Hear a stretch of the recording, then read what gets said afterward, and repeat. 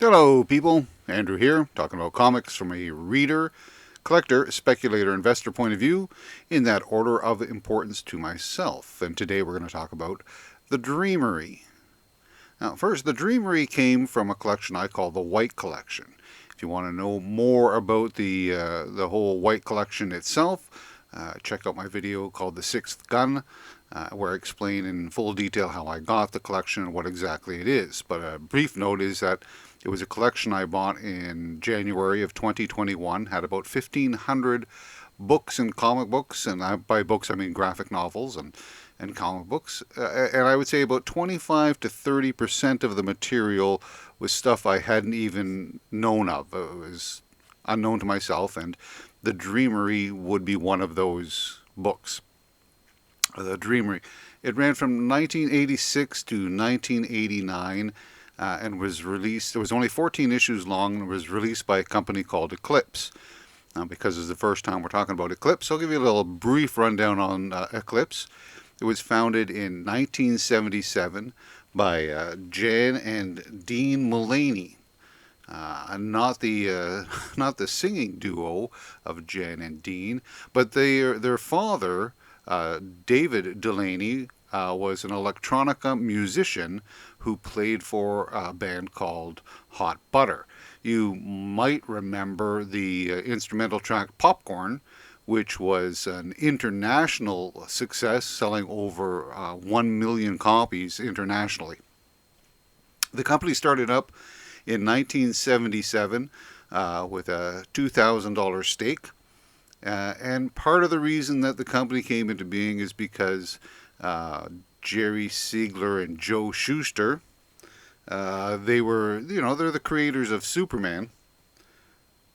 And they were getting a little stiffed on their royalties and monies involved. I mean, Superman made billions of dollars for so many people. It made billions for Warner, made billions for DC, made money for all of the merchandising.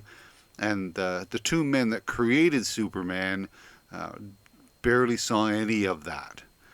And this distressed these two guys, and they decided to create a company that was going to honor creator rights and pay out royalties to those creators. The money that they would get from it would be from distribution and from selling a certain cut from selling the books. And for the beginning, they were pretty successful. They had one of the first earliest graphic novels. They solicited a number of talents to work on independent individual material. And at one point in time, 1984-ish, they were the third best comic publishing company, just behind Marvel and DC. And they held about an 8% of the marketplace, which is pretty good for a small company like Eclipse. The trouble did start to come probably about as the years went on, 1987 or so. 1987, they saw that their shares dropped down from 8% down to 3.6%. Why is this? Well, there was a couple of financial problems that were going on. They had a flood that wiped out all of their back issue inventory. Now, I'm sure that insurance would have covered for some, if not all, of the cost, but it was difficult you couldn't sell to people who were interested in the back issues because there was nothing left to sell. So somebody could have gotten interested in a title but unable to pick up the back issues, may have dropped the title. So that certainly didn't help. There was a divorce between one of the owners of the company and the editor-in-chief. They had married and then they were getting a divorce, and things became a little bit messy there. But the biggest problem was that because they were creator-owned books, when the creator decided that they'd had enough, or if they wanted to move on to a different company, they could. And there was nothing for Eclipse to do about this. Steve Gerber was one of them who did Destroyer Duck through Eclipse, but when he settled with Marvel, he stopped doing Destroyer Duck and started doing freelance for Marvel. Some of these writers and artists, they took their material elsewhere, including to Dark Horse. And there was further problems with Dark Horse because I can't recall the exact creator, but he discovered that he was selling about the same amount of books through Dark Horse that he was through Eclipse, but he was making more money from Dark Horse. And he said, why is this? Looked into it, and it turns out that Eclipse was cooking the books, so to speak, and having two different columns for royalties. And a number of creators were underpaid for their work, and this led to a lawsuit that Eclipse lost and further drained the coffers. So they struggled, and they went from 8% to 3.6%, and then in 1991 they were down to 1%. Now, they didn't just do comic books, they tried a couple of other things. They tried to branch out a little bit, and in 1988, 1988, they started printing trading cards, but not like baseball or basketball. They picked some strange topics for trading cards. Their first one was the Iran-Contra scandal. These were illustrations as opposed to photos, but they did a whole set based on that. And they had a number of other strange trading card sets, but their most controversial and probably one of their more successful was their true crime line. They released a true crime that featured gangsters, and the thing that really threw people off was serial killers.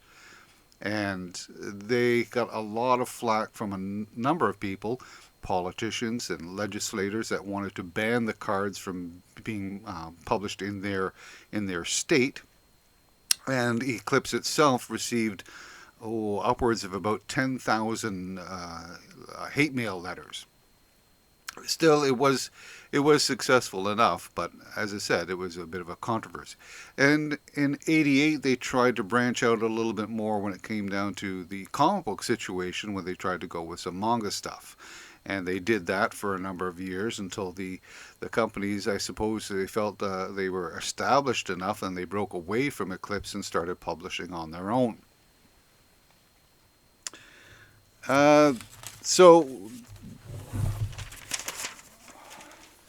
Sorry, just had to get to my notes. Their last publication was a spring catalog in 1993, and by 1994 they had ceased business, and in 1995 they declared bankruptcy. Todd McFarlane bought the rights to everything that was still attached to Eclipse for $25,000. He thought he was going to get a big chunk of the Miracle Man line, maybe 2/3 of that, to be under his guidance or his company, but again, that was not the true case. Miracle Man didn't belong at all to Eclipse, so he didn't get anything from that. Airboy and some of the names of the titles of their anthologies is all that he got for his money. So the Dreamery. Okay, so this is not a book I would pick up, and it's not a book I would normally read. But I'd like to try and read everything that I buy, and so when I picked out this series and started reading some Eclipse and found this series, I said I will give it a couple of issues, and if it's really not really my cup of tea, and there are some books in this white collection that just, no, I'm not going to read them. I'll scan them and I'll go through them quickly, but I won't really give it a good read. But I thought I'd give Dreamery a try. And I actually read the whole thing. I read all 14 issues. Again, it's not the kind of stuff that I would read normally, and I wouldn't necessarily recommend it from my point of view, but there is some quality here for those that like these kinds of stories. What exactly are these kinds of stories? Well, it's basically 3 different tales. The main tale is this story about a centaur farmer named Stins. And it's created by Donna Barr. She wrote it and she illustrated it. Now, she's got a passion for centaurs. Like she is interested in their lifestyle, what they do, how they behave, and this is a very quaint, whimsical tale about a centaur farmer named Stins, who is also a leader in his community. And they live in a community that also has humans. So there's the human sign on one side of the river and the centaurs on the other, although there's no real dividing line. That's generally how it goes. And these are just simple slice of life types of stories from a center point of view. And what do I mean by that? Well, this is the first issue here. And in this one, Stins's son is a little disheartened that he doesn't have any shoes. So he keeps pestering his father for shoes. I want shoes. You're too young. I want shoes. So finally, the father relents and says, on Christmas, we'll get you some shoes. So while he's talking with one of his friends, one of those rough friends, friend starts to explain to him that, hey, listen, those shoes, they're going to nail them to your feet. You're going to bleed and they're going to hurt. Well, all of a sudden now, Stins's son is very fearful of getting shoes nailed to his feet. So but he doesn't know, he doesn't want to disappoint his father. He's made such a fuss about getting shoes. How does he get out of it? That's the type of story that this is. I'm not going to spoil it by telling you the ending. And it's quaint. Donna Barr has a passion for her illustrations. It's well written. If this is your kind of thing. Now, I'm not crazy about centaurs, but years and years ago, I read a Dragonlance novel about Kaz the Minotaur, because I like minotaurs. Donna Barr just happens to like centaurs. So it's not a bad story for what it is.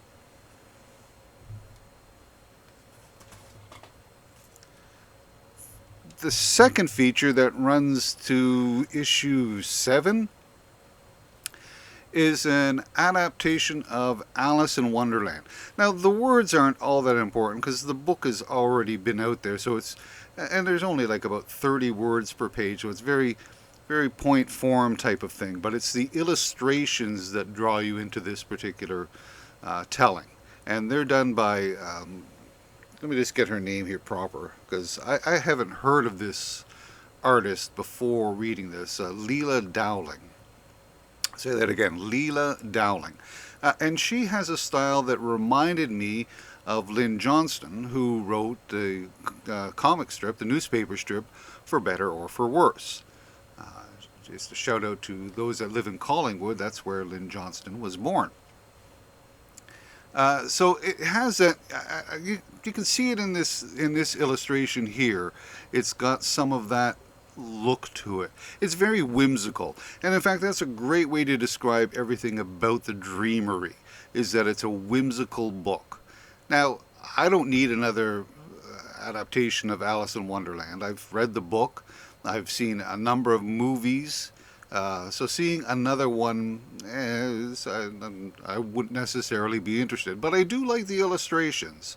They are fun. They are illustrations that you could and probably will see in children's books. I wouldn't be surprised if Leela Dowling did a number of children's books, because it has that sort of whimsical nature, and they are fun to look at.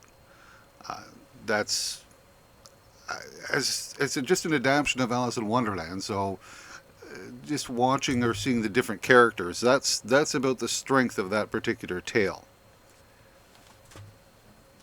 Now, I'm just going to go through all of these covers, because there's only 14 of them here. This would be issue number 3. This is Stins and his son. This is another Leela Dowling cover. Cheshire Cat up there. Alice.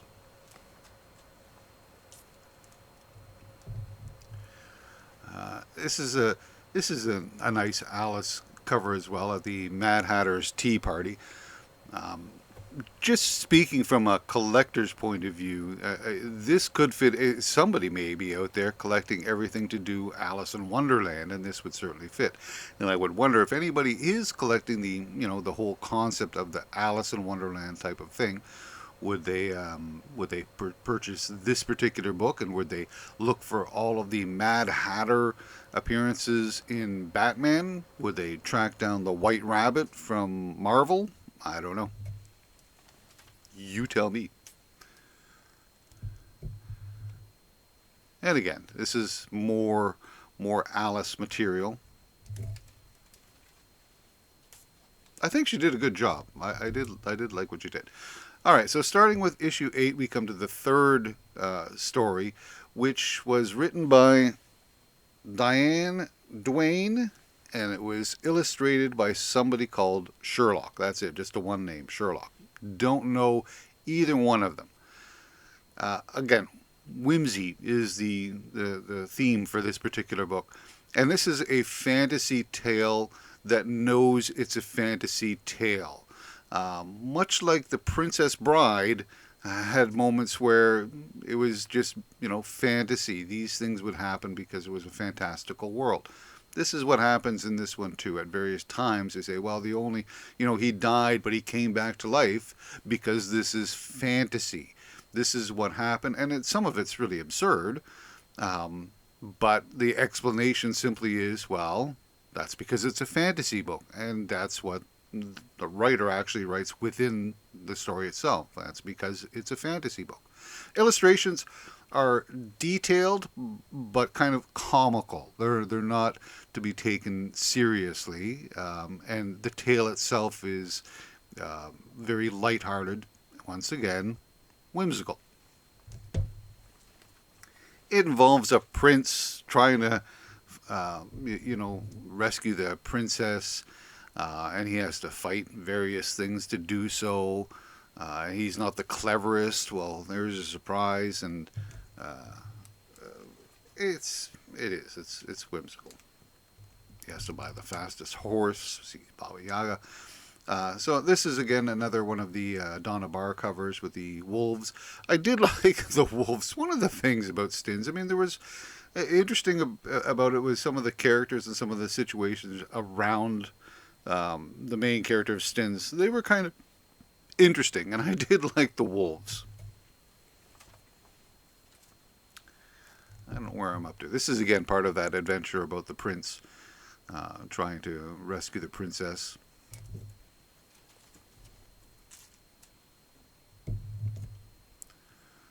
And again, a Halloween special featuring Stins and his son. There's another series about Stins that I have somewhere that was picked up from this collection. It wasn't done by Eclipse. I'm not sure if it was Fantagraphics or Thoughts and Images, but it's about, 10 to 20 books long, and eventually I'll get around to reading that. It's somewhere in one of these boxes somewhere. I'm in no hurry to read it, but if it comes up, I will look at it again. Or for the first time, I should say. And this is the final issue, which I didn't like. It was somewhat tongue-in-cheek, as they knew it was being the last issue, and it just didn't work for me. It was not a clever issue. I think they were trying to be clever, but I didn't find it particularly clever. So overall, is it worth a read? Well, as I say, it's not a series that I would normally pick up and read. So I wouldn't recommend it from my point of view as a story to read. However, I did read it, and I thought it was whimsical, and I thought it was well written, and it certainly has a place. You may be tired of reading about superheroes or crime, and you just want some very light fantasy. As I said, it's farm life for the most part when it comes down to Stins. And there have been successful books based on farm life. Little House on the Prairie comes to mind. Again, I never read that series, but there are people that love that series. And the simple things that happen on the farm that cause controversy and dismay and whatever. I know that the Little House was a little more to it than something like this, but it's that same sort of farm, slice of life type of thing. So it had that, and as I said, the other two articles I liked the illustrations by Leela Dowling, and I think the weakest one was probably the Prince, but even that wasn't too bad. As far as a collection, again, Eclipse. If you were trying to build up the entire Eclipse library, uh, if you were looking for the Dreamery, obviously these 14 issues would do it. If you're looking to shore up an Alice in Wonderland collection, that would fit in here as well. Speculating and investing in this book? No, I can't see that happening at all. I think every one of these books is a dollar bin book. They might be hard to find because they were from 86 to 89, and the print run would not have been extraordinarily high. Although that was the strong point within Eclipse. They were doing well at that point in time. Well, tail end of doing well. But still, I think it's pretty much dollar a book stuff. So there'd be absolutely no need to, encase any of these in plastic. Um, if anything, pick yourself up an issue number one. That is the first appearance of Stints, from what I understand, and who knows what will happen with that. And sometimes picking up an issue number one is worth your while if it's, say, pre 1990, because after 1990, maybe after 2000, anyways, there were so many issue number ones that it lost all meaning to have an issue number one. Not so much the further you go back in the past. So that's what I've got to say about the Dreamery. If you get a chance in a dollar bin, maybe pick up. I would pick up one of the first 8 issues, because that way you get a Stins, or 7 issues, something from the first 7, because then you'll get a Stins story, and you'll also get an Alice in Wonder by Leela Dowling, which I think are the 2 better ones out of the 3. So that's it for today. Thanks for listening, and hope to see you again soon. Bye, peoples.